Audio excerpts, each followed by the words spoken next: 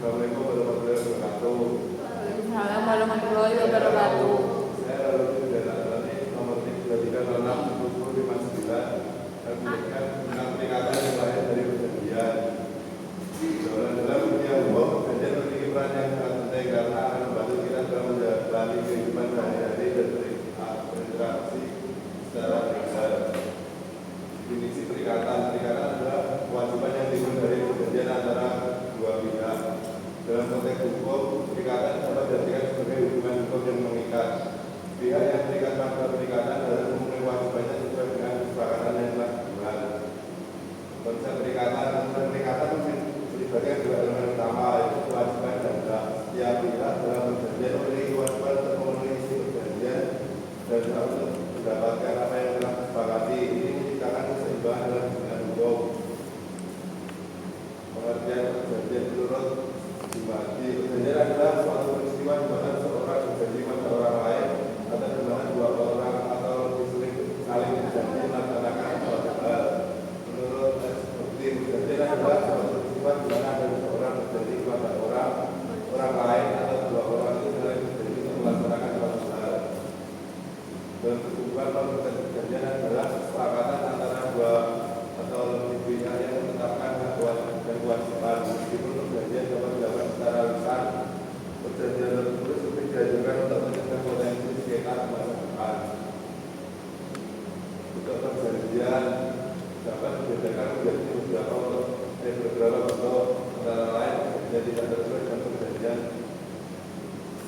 tertulis. Perjanjian juga memiliki karakteristik dan kekuatan hukum yang berbeda tergantung kepada konteks dan perjanjian. Unsur-unsur perjanjian terdapat beberapa unsur penting dalam sebuah perjanjian, yaitu subjek, objek, kehendak, dan kausa. Empat unsur ini harus ada agar perjanjian dianggap dan mengikat secara hukum. Subjek dalam perjanjian adalah pihak-pihak yang terlibat.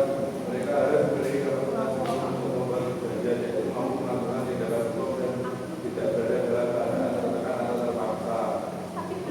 Objek perjanjian adalah hal yang menjadi pokok kesepakatan. Objek tersebut harus jelas dan dapat dijelaskan dengan jelas. Perjanjian yang dapat dilaksanakan dianggap batal. Kehendak dalam perjanjian. Kehendak adalah niat dari para pihak untuk mengikhlaskan diri dalam perjanjian. Kehendak ada dinyatakan bebas tanpa adanya paksaan, penipuan, atau kesalahan agar perjanjian tersebut dianggap sah. Kausa perjanjian adalah alasan atau motif dibalik pembuatan perjanjian. Kausa harus halal dan tidak bertentangan dengan hukum atau kebijakan hukum. Jika kausa tidak memenuhi syarat, perjanjian dapat dibatalkan. Jenis-jenis perjanjian dapat dibedakan menjadi beberapa jenis, antara lain perjanjian jual beli, sewa menyewa, pinjam meminjam, dan perjanjian kerja. Setiap jenis perjanjian memiliki kekuatan dan aturan hukum yang berbeda. Contoh perjanjian jual beli adalah kesepakatan antara menjual dan membeli menggunakan transaksi barang atau jasa dalam perjanjian ini. Terdapat ada 5 peran masing-masing pihak yang harus terpenuhi. Perjanjian pinjam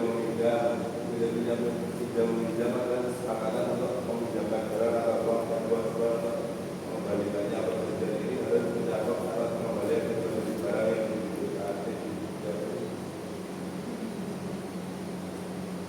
Perjanjian kerja adalah kesepakatan antara pekerja dan pemberi kerja mengenai peraturan kerja. Perjanjian ini menyangkut gaji, jam kerja, dan hal lainnya yang harus dipatuhi oleh kedua belah pihak. Kekuatan hukum perjanjian. Setiap perjanjian yang sah memiliki kekuatan hukum yang mengikat para pihak. Jika salah satu pihak tidak memenuhi kewajiban, pihak lain dapat mengajukan gugatan untuk meminta penguntungan atau ganti rugi. Pelanggaran perjanjian. Jika salah satu pihak melanggar perjanjian, maka pihak tersebut tidak dapat dikenakan sanksi. Sanksi ini bisa berupa ganti rugi, pembatalan perjanjian, atau penuntutan di pengadilan terhadap jenis pelanggaran. Ada pertanyaan? Ya, presentasi dari saya. Terima kasih. Assalamualaikum warahmatullahi wabarakatuh. Waalaikumsalam warahmatullahi wabarakatuh.